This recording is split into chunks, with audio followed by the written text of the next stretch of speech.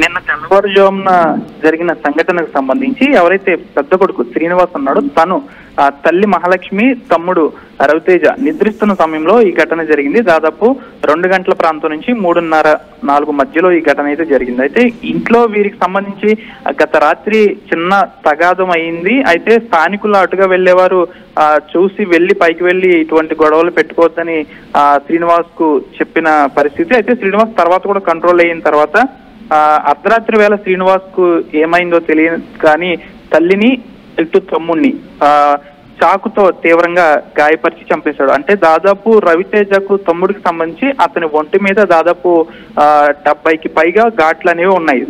శ్రీనివాసు తన తమ్ముడిని చాకుతో పొడిచిన సందర్భంగా. అంతేకాదు తన తల్లిని కూడా విచక్షణ రహితంగా ఎంత కిరాతకంగా తన తల్లిని కూడా పొట్టలో చాకుతో బలవంతంగా గుచ్చి దాదాపు ఆమె పేగులు కూడా బయటకు వచ్చిన సందర్భం నిన్న చూసాం. అయితే ఇదంతా జరిగిన నిన్న తెల్లవారుజామున ఇదంతా జరిగింది. అయితే వెంటనే ఇది జరిగిన తర్వాత కూడా శ్రీనివాస్ 112కి ఫోన్ చేశాడు. 112కి ఫోన్ చేసి నేను ఈ విధంగా చేశానని చెప్పాడు. చెప్పిన తర్వాత సాక్షాత్తు జిల్లా ఎస్పీ నయీం అస్మి కూడా అక్కడికి వెళ్లి ఈ నిందితుడిని అదుపులోకి తీసుకున్నారు. అయితే ఇతను 112కి కాల్ చేయకముందే రహదారిపై వీరిద్దరిని ఈ విధంగా చాకుతో పొడిచిన తర్వాత ఎవరైతే శ్రీనివాస్ ఉన్నాడు పెద్ద కొడుకు తను రహదారిపై నడుచుకొస్తున్న సందర్భంలో ఎగ్జాక్ట్ గా 4 గంటలు తెల్లవారుజామున 4 గంటల సమయంలో వారిద్దరి మధ్య గొడవలు ఉన్నాయా? అంటే వారిని ఏకంగా తల్లిని తమ్ముడిని దయ్యాలుగా సంబోధిస్తూ ఉన్నాడు, దయ్యాలు పీక్కుతుంటున్నాయని మాట్లాడుతున్నాడు.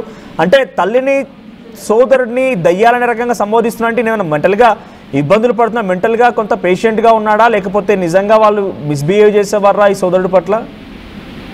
ఓకే మనోజ్, అయితే దీనికి సంబంధించి నిన్న తెల్లవారుజామున 4 గంటలకి వీళ్ళని చంపిన తర్వాత 4 గంటలకి నడుచుకొస్తున్న క్రమంలో రక్తపు మరకలతో ఉన్న ఇతని దేహాన్ని చూసి ఒక వ్యక్తి అయితే వీడియో తీశాడు. అయితే ఈ వీడియో ఈ రోజు వైరల్ అవుతుంది సోషల్ మీడియాలో. దీనికి సంబంధించి మనం విషయానికి వస్తే ఇతను గత కొంతకాలంగా మానసికంగా ఇబ్బంది పడుతున్నట్లు స్థానికులు అయితే చెప్తున్నారు. గత కొంతకాలంగా చాలా మెంటల్ గా బిహేవ్ చేస్తున్నట్లయితే అక్కడ స్థానికులు చెప్తున్నారు. గత కొంతకాలంగా కూడా శ్రీనివాసు తల్లితో తమ్ముడితో గొడవ పడుతున్నట్లు కూడా అక్కడ స్థానికులు అయితే చెప్తున్నారు. వాస్తవంగా శ్రీనివాస్ ఉన్న ఇల్లు కింద షాపింగ్ కాంప్లెక్స్లతో పాటు కొన్ని రకాల షాపులు ఉన్నాయి. అయితే దీనికి సంబంధించి శ్రీనివాస్ ఇటు పక్కన కానీ కుడి వైపు ఎడం వైపు కానీ ఎక్కడ కూడా ఇల్లులు అనేవి లేవు. కాబట్టి వీరికి సంబంధించి గొడవలు ఏమైనప్పటికీ కూడా రాత్రి వేళల్లో ఎవరు చూడకపోవడం కూడా జరుగుతుంది. కాబట్టి ఇక్కడ కింద షాపింగ్ కాంప్లెక్స్ కి సంబంధించి పక్కనున్న షాపింగ్ ఎవరైతే షెల్టర్లు ఉన్నాయో దీనికి సంబంధించి అక్కడ స్థానికులు చెప్పే కథనం ప్రకారం ఏంటంటే శ్రీనివాస్ గత కొంతకాలంగా మానసికంగా బాధపడుతున్నాడు. అంతేకాకుండా ఇంట్లో ఎప్పటికప్పుడు తన తల్లితోనూ తమ్ముడితోనూ గొడవ పడుతూనే ఉంటున్నాడు అనేది కింద స్థానికులు చెప్తున్న వాస్తవం. అయితే శ్రీనివాస్ కు ఇటు రవితేజకు ఒక సిస్టర్ కూడా ఉంది. తను బెంగళూరులో ఉంటుంది. తను కూడా ఇంటికి చేరుకుంది ఇప్పుడు ప్రస్తుతం. అయితే తనకు ఎక్కడా కూడా ప్రాతినిధ్యం ఇవ్వట్లేదు. తన తమ్ముడికి అన్ని కట్టబెడుతున్నారంటే కింద షాపింగ్ కాంప్లెక్స్ కు సంబంధించిన రెంటల్ కూడా నా తమ్ముడే వసూలు చేసుకుంటున్నాడు. నా తల్లి నాకు ఎటువంటి బాధ్యత కూడా అప్పచెప్పట్లేదంటూ కూడా గత కొంతకాలంగా ఈ వివాదం అయితే జరుగుతుంది. సాధారణంగా వీరి ఫ్యామిలీకి సంబంధించి అక్కడ కూడా ఆర్థిక సమస్యలు అనేవి లేవు. ఎందుకంటే వీరి ఫ్యామిలీ ఆర్థికంగా బలమైన ఫ్యామిలీ. కింద కూడా వారికి సంబంధించి కొన్ని షెల్టర్లు ఉన్నాయి. వారు రెంట్కి ఇస్తారు. నెల రెంట్ కూడా తమ్ముడు వసూలు చేసి తన మొదటి నుంచి ఇక్కడ శ్రీనివాస్ కి తన తమ్ముడు తనని ఓవర్టేక్ చేస్తున్నాడు, నాకు ఏమాత్రం విలువ లేకుండా పోయింది, నాకు రెస్పెక్ట్ ఇవ్వడం లేదు, నన్ను పట్టించుకోవడం లేదు అనేటువంటి ఒక ఆలోచన శ్రీనివాస్ లో కలిగింది. అది మానసిక రోగ్గా మారింది. ఎగ్జాక్ట్. అంటే తనకు ప్రాతినిధ్యం అవ్వట్లేదని వాస్తవాన్ని పక్కన పెడితే మొదటి నుంచి కూడా తన బిహేవియర్ అనేది కాస్త మెంటల్ గా ఉండడం ఈ విధంగా జరిగిందని చెప్పొచ్చు. అయితే 18 ఏళ్లుగా నాకు తిండి పెట్టడం లేదు అని శ్రీనివాస్ వీడియోలో చెప్పడం జరిగింది. ఒకవేళ 18 ఏళ్ళుగా తనకి తిండి పెట్టకపోతే తను ఆ విధంగా ఉండడు. అంతేకాకుండా తను మెంటల్ గా అప్సెట్ అవడం వల్లే ఎగ్జాక్ట్ 100% మెంటల్ గా అప్సెట్ అవడం వల్ల ఈ విధంగా చేశాడు. అంతేకాకుండా తనకి 37 సంవత్సరాలు ఇప్పటికి కూడా వివాహం కాలేదు. అంతేకాకుండా తను ఏమీ కూడా చేయట్లేదు. కాబట్టి వీరిలో అంటే వీరింట్లో వీరికి సంబంధించి ఏదో చిన్న తగాదాలు ఉన్న నేపథ్యంలో తన మైండ్ లో ఇవన్నీ పెట్టుకుని ఈ విధంగా చేసినట్లయితే పోలీసులు ప్రాథమికంగా నిర్ధారించారు. అయితే తనకు ప్రాతినిధ్యం ఇవ్వకపోతే ఈ విధంగా ఏదైతే సంఘటన జరిగిందో ఆ సంఘటన సమయంలో ఎవరెవరు ఉన్నారు ఇంట్లో, వాళ్ళు ఏం చెప్తూ ఉన్నారు? తల్లి సోదరుడు ఇద్దరే ఉన్నారా? ఇంకెవరైనా తోటి వాళ్ళు ఉన్నారా? గతంలో ఏమైనా గొడవలు జరిగాయా వీళ్ళకి? ఈ ఘటన జరిగిన సందర్భంలో తన తల్లి మహాలక్ష్మితో పాటు తమ్ముడు రవితేజ, అన్న శ్రీనివాస్ వీరి ముగ్గురే ఉన్నారు. తనకి సంబంధించిన తండ్రి ఎవరైతే ఉన్నారో తాను కోవిడ్ టైంలో మరణించారు. అప్పటి నుంచి కూడా వీరు ముగ్గురే ఉంటున్నారు ఇంట్లో.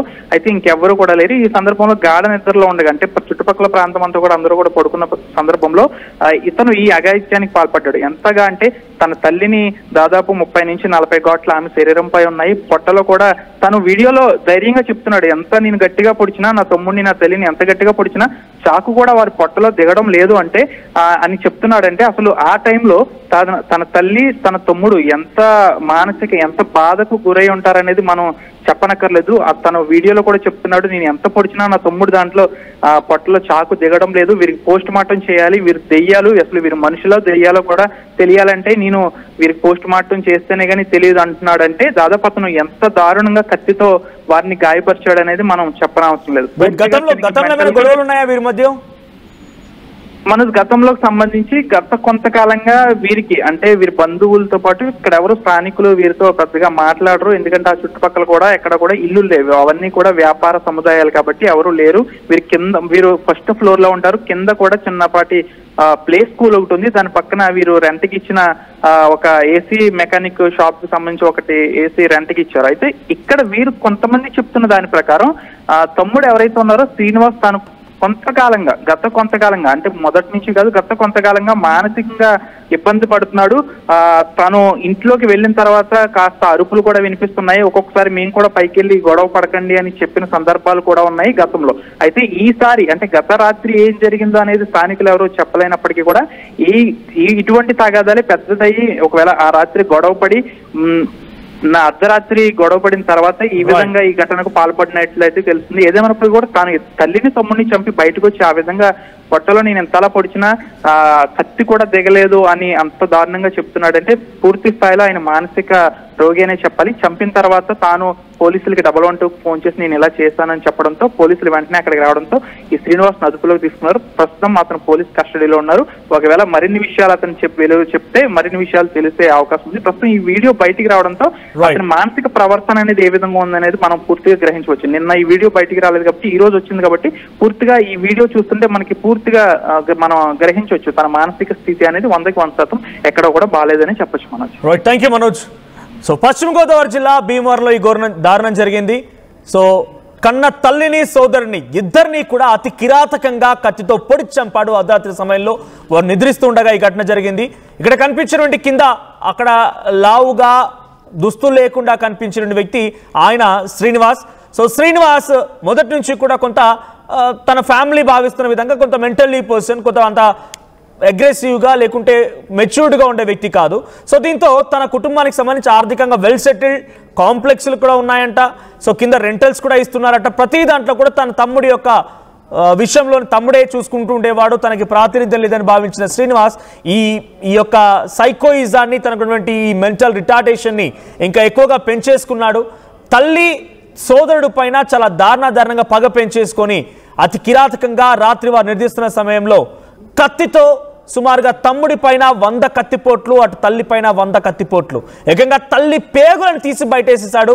ఆ తర్వాత కత్తి పట్టుకొని ఒంటిపై రక్తంతో రోడ్డుపై నడుస్తూ ఉండగా కొంతమంది గమనించి వీడియో రికార్డ్ చేశారు. ఇప్పుడు వీడియో వైరల్గా మారింది. ఒకసారి డైరెక్ట్గా మీరు కూడా ఆ శ్రీనివాస్ ఏం మాట్లాడాడో చూడండి. ఏకంగా కొన్ని due to some guide lines మీకు ఆ ఫోటోలు చూపించలేకపోతున్నాం, కానీ ఇక్కడ ఆ తల్లి అండ్ సోదరుడి యొక్క మృతదేహాలు చూస్తే ఛిద్రమైపోయాయి, కంప్లీట్గా జల్లెడకున్నటువంటి రంధ్రాల మాదిరిగా 100 కత్తిపోట్లు ఒక వ్యక్తి ఒంటి పైన అంటే అర్థం చేసుకోండి.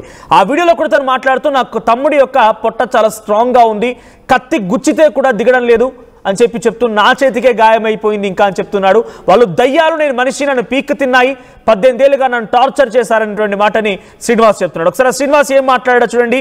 సో ఇంత దారుణంగా బిహేవ్ చేసినటువంటి ఈ వ్యక్తి ఇప్పుడు పోలీసు అదుపులో తీసుకున్నారు. మరిన్ని డీటెయిల్స్ తెలిసే అవకాశం కనబడుతోంది.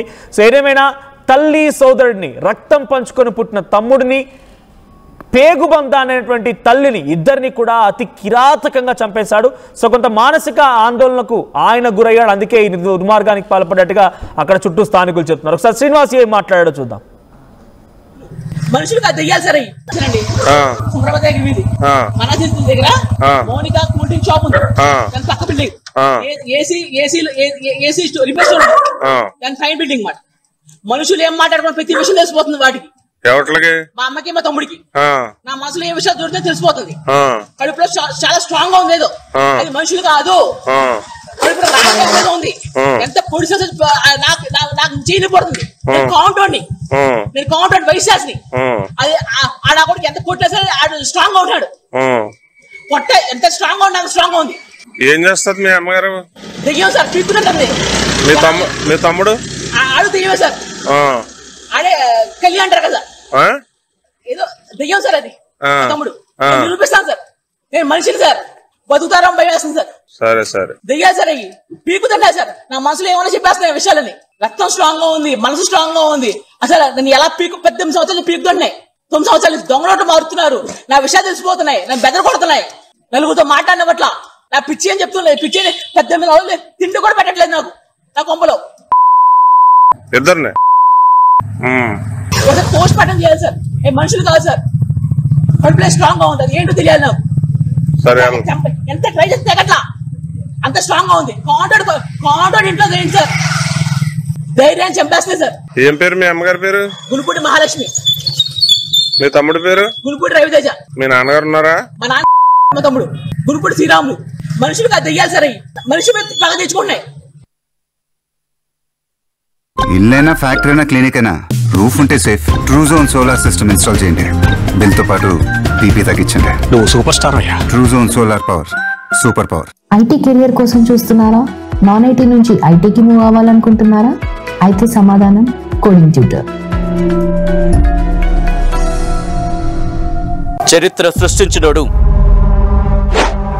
ఇప్పుడు ఆ చరిత్రని తిరగరాయబోతున్నాడు. అబద్ధాల గోడల్ని బద్దల కొట్టి నిజాలను రాగా మీ ముందుంచబోతున్నాడు. నిజమైన వార్తల కోసం వెంటనే డౌన్లోడ్ చేసుకోండి రా యాప్ని.